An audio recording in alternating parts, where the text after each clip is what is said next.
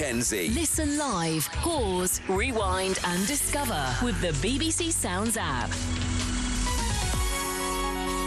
Well, welcome back. Lots of stories to talk about this morning. We're talking about stories of leaving home. What was it like when you first left home? Because Freshers' Week is next week, kicks off across the UK. Thousands and thousands of students will be leaving home for the first time. So we're asking, what was it like when you left home? Because there's some research out that says some parents really struggle with having to let their kids go and flee the nest. Also talking about skinny dipping, a charity, mental health charity, people swimming in the nude. We're not asking you about swimming in the nude. We're asking about you swimming in general. What do you make of that? Does it help your mental well-being, swimming? Do you live near the sea? Give us a call. Do you swim every day? Also talking about musical legends. Bruce Springsteen turned 74 yesterday, and his hometown in New Jersey, a state in the US, have honoured him for a whole day. So we're asking the question, which artists do you think we should be honouring for a whole day here in this country? So it could be anyone, but give us a call, 08085 909 693. You can also text me here in the studio, 85058. We're also talking about net zero and that U-turn of that task force being disbanded, which was meant to be helping to insulate our homes. What do you make of that? Give us a call, 08085 909 693. And we can talk to Sue now, who's on the line in Morden. Morning, Sue. How are you? Morning, Greg. How are you? I never know if we say good night, good morning at 1:40, but we'll say it's morning, isn't it? We're midnight, aren't we? Yeah, so it's the morning to into me. Sunday now. We are indeed. So how are you? Yeah, Not you good? bad, thank you. Now, I know you call... explaining. Go ahead. You calling about Bruce Springsteen. Is he a favourite of yours? Yes and no. I couldn't understand why they couldn't wait till he was 75 to have a date, because most big birthdays are not 5, not for 5. Yes. And one of the reasons I was ringing, because, I keep forgetting Bruce. I think actually he's 74, which is not old. No. But he's been going. But people forget he was a team player. I mean, he I don't know when he was officially professional, but he was. Was in and around in the background in groups. Okay, all right, Sue. Well, thanks for your suggestion. It's just your line's really bad. I can barely hear you, but thank you, Sue. Try and call us back a bit later, because you just sound like you're millions of miles away. And she had suggested that it was George Michael and Freddie Mercury, that we should have those days here in the UK. So let's talk to Carol, who's in Bath. Morning, Carol. How are you? Morning, I'm fine. Yeah, Sue's line was a bit bad. Could you hear her? Could you hear her? No, it sounded like she was kind of underwater. Well, now that's a question. Do you swim?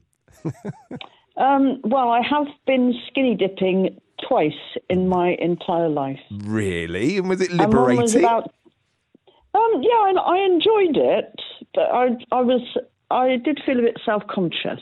Yeah, I guess. And one was outside Glastonbury Festival. There was like a brook type area, and we went in that. And another one was about 10 miles outside of London, but there was a gorgeous waterfall. Fantastic. And a kind of a small lake. And the water was quite deep, and it was a really hot day. And that was lovely, a really nice memory. Incredible. But what I'm phoning up about... Oh, and also, I was in Hereford on Wednesday. Yeah. And there was a poster, an original poster of Bruce Springsteen's 85 concert. Really? And it was really high up on the wall, and obviously it said next to it, not for sale. But I bet, that... Are you a fan? Well, I did go and see him at Wembley. Oh, well, then you're a fan. Way back in the day. And he looked like an ant. Yeah, okay, because we were sort of way up in the gods. And... But, the sound was good. How they did the sound was good. You were in the same space, breathing the same air as Bruce Springsteen. So even though you were far back, I've been to concerts where I'm miles away. I went to Fleetwood Mac and I was miles back. But to hear them and see them live, that's all I wanted because they're legends as well. Exactly. So Net Zero then, what do you make of this U-turn in terms of... Well, I think it's just typical of... there was... any questions and then any answers that's on Radio 4. Mm-hmm. And it's on Friday night at 8 o'clock, and then they repeat it at, I think it's 1:15 on Saturday morning. And I can't remember her name, but she's a Liberal Democrat MP, and she just said, I just don't think that they know what the hell they're doing. Oh, dear. And I don't think they do. And all this, HS2... Oh dear, yes. Why spend billions on something that you may or may not complete, depending on, how voters kind of feel? And there is a general election looming. There has to be a general election before the end of January 2025. So whatever they say before a general election is, you can take it with a pinch of salt, because they're just trying to... This latest U-turn on petrol cars... Mm-hmm. Because poorer people can't afford to buy an electric car. He's looking for the poorer person's vote. Do you think? He's doing anything he can to try and ensure a vote in his favour. But HS2, why did anybody even consider making that happen when we need money in so many other areas? And of course, like you're referring... the nurses and the doctors, the NHS. And you're referring to the news... local infrastructure. Just for people that don't know, you're referring to HS2 and the government making a decision on whether they'll continue working on the northern end of HS2. This is the Row line. Yeah. And they're going to announce this in the coming week. So this is the route between Birmingham we don't know that, do we? Birmingham to Manchester. They said they will. It's one I think a lot of people are watching, and I think given everything else that's going on in this country, I think people will be interested to see how much more money is spent on this, if there's any more is spent on it, because the government could say, hey, we're just going to pause this now, we're not going to continue, because it's millions, if not billions. So in terms of this U-turn then, has it confused you? Is it left a bit of a, hang on a minute, we're supposed to be doing this, we're now being told we're going to be doing that, and insulating people's homes? We was only talking to our expert Angela a few minutes ago, and I was saying about just insulating a window in my house, and so what do you make of, are you confused? Is it confusing, sending out the wrong message? Well, no, I just don't think they know what they're doing. I just don't think that they have a clue about what to do next. Who are we going to please next?